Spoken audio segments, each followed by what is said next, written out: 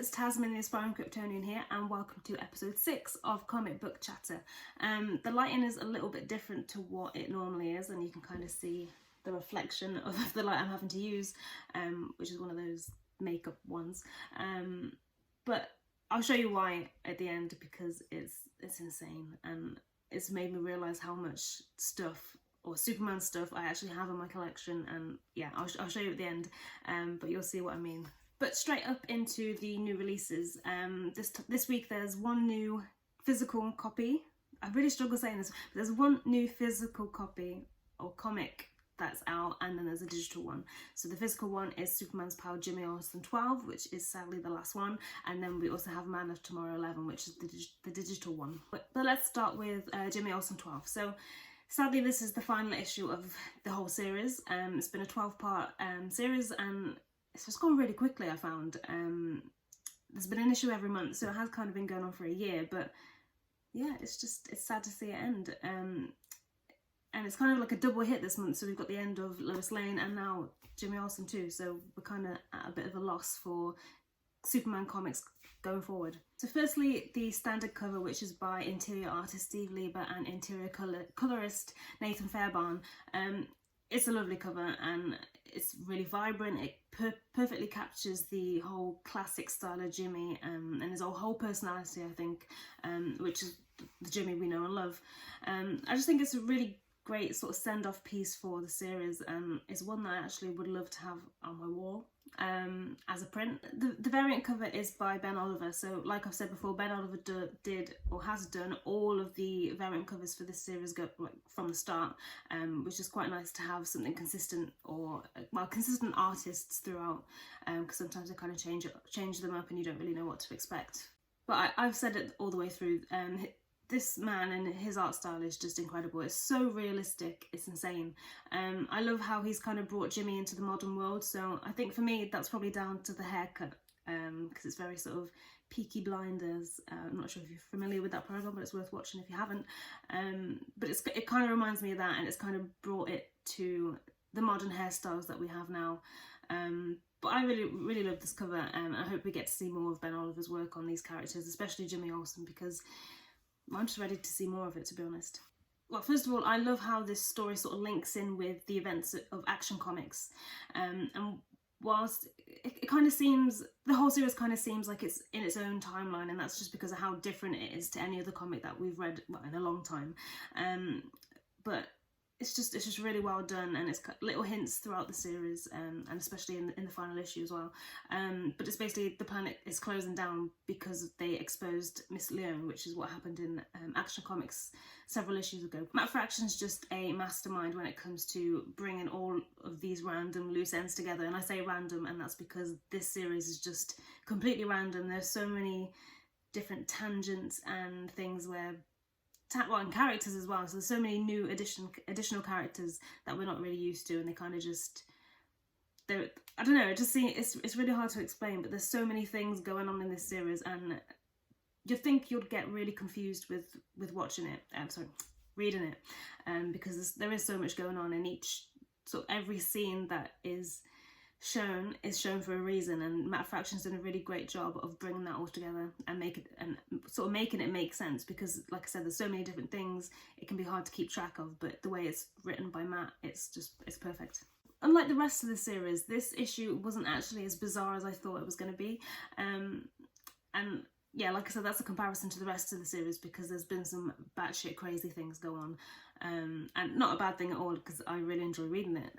But there's some really funny moments in this one, and a lot of unexpected moments, especially when it comes to the long lost relative of the Olsens, which I did not expect that at all, and you need to read it. You need to read it. I say you need to read it because it's just such a great concept, and well, I've not read anything that sort of links to that before. I'm not sure if there is anything out there, because obviously I haven't read every Superman comic in the world, but it's a great concept, because the person that we're talking about is completely the opposite to what Jimmy Olsen is to Superman, and I think it's just interesting, and I'd love to see, I know this is the last issue in the series, but I'd love to see how that pans out in the future, because we know now that it is linked to the current timeline, because Action Comics, well, the events of Action Comics are sort of a butterfly effect in this series. I have to say, this is one of the few comics that really makes me laugh out loud. Sometimes I'll read a comic and have a little snigger here and there, but some of the stuff that happens in this series, I think it's probably the last few issues that have made me laugh out loud, but this one made me laugh. It was just one little panel, one comic panel, to do with the porcadillo, which is, when you read it you'll know exactly what I mean. But I have to say, the porcadillo is probably one of my favourite things about this series. He's just such a weird and wonderful superhero, and he's very strange, but he's just a really sincere character, and I really like that about him. And in particular, his choice of footwear. Yeah, Jim is just brilliant in this series. Sometimes, well, most of the time we kind of get to know him as a side character or just a Superman's pal, but in this series, obviously because it's dedicated to him, we really do get to know him, and the whole series sort of allowed him a time to shine. He's actually really hilarious. There's actually 2 moments in this issue which again made me laugh out loud, and it's just it's the way he has the audacity to speak to the person that he's speaking to, because of the information that he's just found out, which links to what I was talking about earlier with the secret relative. But you'll understand what I mean when you read the issue. I don't want to give too much away about this, because this has kind of been a potential murder mystery comic, and I don't want to give too much away, because like I said, each moment in the issue links into another moment, so I don't want to tell you too much. But the whole sequence at the end, where Jim is talking to Superman, after saving the Daily Planet, is beautiful. That final page is gorgeous, and it's by Steve Lieber and Nathan Fairbairn, but I really need a print of that on my wall ASAP, because it's stunning, and it just captures the whole relationship that Superman and Jimmy Olsen have together. To be honest, throughout the whole issue and the whole series, the artwork's been great. So Steve Lieber's a master of bringing Matt Fraction's ideas to life, and there's so many times where Matt allows the artwork and the panels, which is by Steve Lieber, to speak for themselves. That's especially when it sort of comes to facial reactions from the characters. They're really cartoonistic, but it's so effective, and combined with the colours by Nathan Fairbairn, it really brings the issue and the whole sequence to life. Like I said, it's the last issue, and I'm really sad to see this series end. I really hope we get to see the creative team that have worked on this, both Matt Fraction, Steve Lieber and Nathan Fairbairn, and I really hope to see them work on a similar project, or maybe perhaps a Jimmy Olsen sequel. On to A Man of Tomorrow 11. What I really like about this series is the fact that you get all of these different creative teams. So I think pretty much every issue has a new creative team, some even 2. But this time we're kind of back to the previous format, with one creative team and one completely different story. But first we'll take a look at the cover as normal. So this one's by Gleb Malkinoff with colours by Jordi Belair. This one is it's gorgeous, and I really want a print of this on my wall. And I say that with many covers, but you get some really great covers that come out of these comics. But it's just got a really sort of timeless feel to it, and I think that's mostly down to the very detail that's in the cover, and also the striking outlines that have been used, and that sort of combined with the pastel tones that Jordi Belair have used, it just makes it really realistic, and it's just really effective. It perfectly highlights Superman's muscle tone, which I know it might not seem important, but we know that Superman is this massive, well, not massive, but he's this really strong and powerful being, so I think that the way he looks should also incorporate that. So it's a slow news day at the Daily Planet, and sort of Clark, Lois and Jimmy Olsen are kind of trying to find ways to fill their time, and suddenly a spaceship appears just in time, and Superman goes to investigate what it's all about, and finds a stranger in the spaceship, and wants to find out the purpose of their visit. That stranger is none other than Grykus the Undefeated. I think this is a new character. I'm not familiar with this character at all. I did have a quick Google and I couldn't really find anything else, so I do think it is a new character, and it's a character that I really like actually. But basically he challenges Superman to a fight, or a battle to the death, to secure his 1000th actually, to secure his 1000th fight. I really like this story. It's kind of one of those ones that's it's a simple concept, but it's really effective, and we kind of see how humble Superman is again. What I really like about Grykus the Undefeated is the fact that he's not really a villain. He's not a threat to Metropolis or its people. He's just a gladiator. He's literally just a gladiator that wants to live by honour, and he wants to secure his 1000th fight win. And I think it's nice. Although it's not the ideal, because obviously it's to the death, so potentially an innocent life could be lost, but it's kind of a nice way, or it's nice for a villain or I don't know if he's a villain, it's nice for a character to have a set of rules that he wants to live by, and the fact that he actually goes to the numerous lengths to do that is kind of, it's inspiring, but it's just honourable. To be honest, I didn't really expect Superman to take up the fight invitation, or I'd accept it, but he does the most humble thing by it. He kind of carries it out in a sort of the most humble way possible. He puts up a fight for sure, both opponents do, but he sort of ends up letting Grykus win, and that was kind of to allow him to complete his dreams and complete his goal in the most peaceful way possible without losing life. There are also some really nice character interactions in this issue, mostly between Lois and Clark. It's the fact that they're sort of bickering over sort of little household chores, sort of finding new suits for Clark to wear after he constantly ruins them when he becomes Superman, to the household budget and things like that. And that kind of just, what I really like about Venditti is that he pays attention to those details. So these are things that genuine couples or normal couples will go through, and to have such an iconic character go through that too, or iconic characters, both Lois and Clark / Superman, go through that too, is it really grounds the characters, and it allows you to resonate with them a lot more. And the artwork is magnificent as well. So by cover artist Gleb Malkinoff and Jordi Belair, both of their sort of artwork or creative sides combined really bring this issue to life. And there's so many sort of great action sequences or action panels that we see, and you kind of feel every punch and every blow that Superman and Grykus takes. And the same can be said for the facial expressions too. So there's some quite emotional, not emotional, but you can see the emotion in the characters' faces. You can see the worry in mostly Lois and Jimmy's face, and you can also see the sarcasm in their faces too. The facial expressions is definitely something that they execute perfectly between them.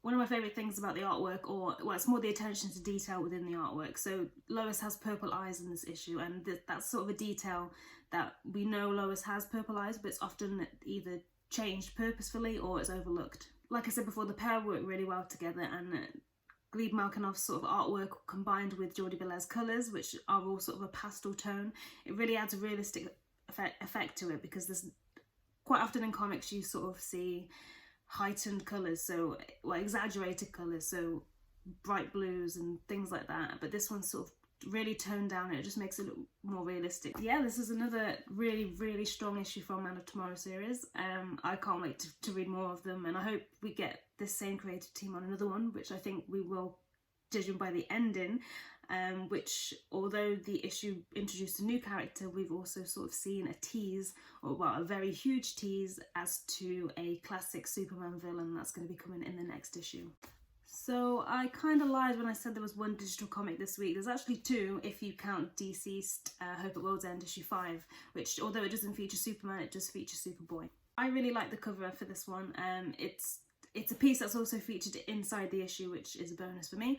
It's a really great action shot, and I really like the art style. It kind of reminds me of anime or some sort of animated series, which, considering the contents of what's going on in this issue and the series as a whole, I would love to see that. Huge thank you to Mark and Failer for this amazing piece of art, and also to Rex Locus for the colours, which really brings it to life. So for me, this is another great issue, and a great addition to this universe by Tom Taylor once again. This guy really can do no wrong. I think every single issue has been great. I don't think I have any bad words to say about any of the series involved in this whole universe, other than some of the stuff that he has done has scarred me for life, and it's completely brutal, but it still makes for a great read. This issue focuses mostly around Damian Wayne and sort of the emotion going around all the stuff that sort of happened to the rest of the Bat family, I guess. He's trying to find his mother, Talia al Ghul. He's trying to, he takes the opportunity to say goodbye to his father. And while he's kind of doing that, he stumbles into finding his own Robin, who I'm really looking forward to seeing more of, because I'm not really familiar with this interpretation of Robin, or whether it's a new introduction.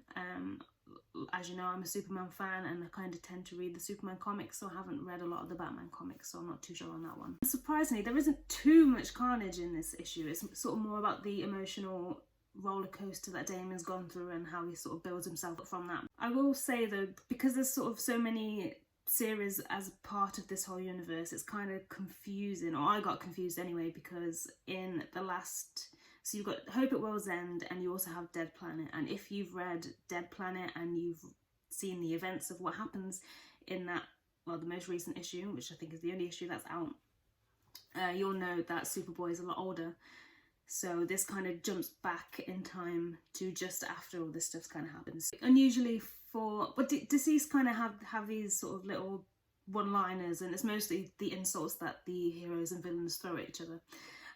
But there's sort of a laugh out loud moment in this issue, and it's mostly surrounding Damien and his invisible, well, not his invisible jet, but the invisible jet that he's stolen from Wonder Girl. Anyone who's read the Super Sons series will be rejoicing from this issue, because it's really great to see them back together at that age, because we know in the other Superman continuity issues it's very different to that. So one of them has grown up immensely. Like I said, it's great to see them back together, but this time with an added sort of super daughter, which is Wonder Girl. The art style is really great, and it reminds me of anime / an animated series, and I genuinely would watch an animated series with this artwork and with these characters as well.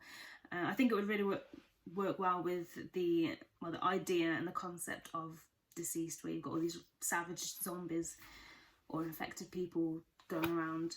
But I think it would be really interesting. It would be really fun as well, and it would be a great way to sort of show the action sequences. But yeah, another really solid issue towards the DCeased universe, and I really can't wait to see what happens next.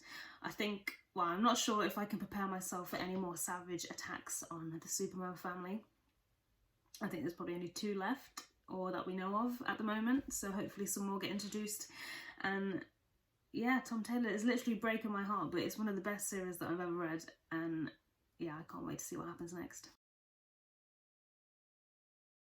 This week I have actually picked up a back issue, just one though, and it isn't actually part of the Adventures of Superman, which is what I've been talking about previously, where I'm collecting as many issues of that as I can, because that's the one that I'm closest to completing my run with.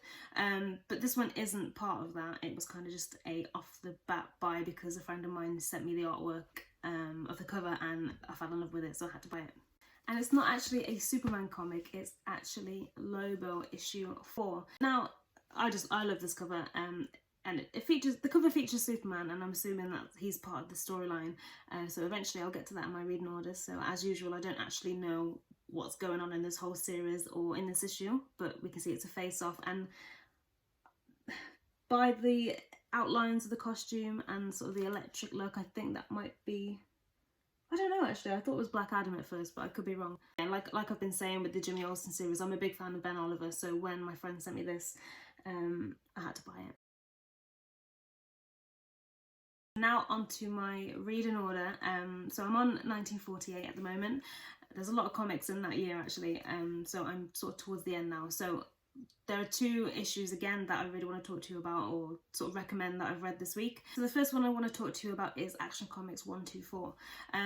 It's basically Superman kind of quickly runs an atomic bomb into space to prevent it from exploding in or near Earth. And he ends up kind of getting caught in the explosion, or the effects of the explosion. As a result of that, he becomes so radioactive that he can't actually go near anything, because anything that he does come to contact with or come close to dies instantly. So there's a scene where he's sort of walking through a field and all the flowers and the grass, the plants, everything is sort of dying behind him, and it's just a really effective shot actually. But it's an interesting idea, because obviously Superman has to get close to the people that he saves in order to save them. So he quickly realises that he can't really be around anyone without killing them. And sadly, the gangsters of Metropolis get word of that, because Lois, rather stupidly actually, publishes that whole story in the Daily Planet, and so Superman has to find a way to help people without getting close to them.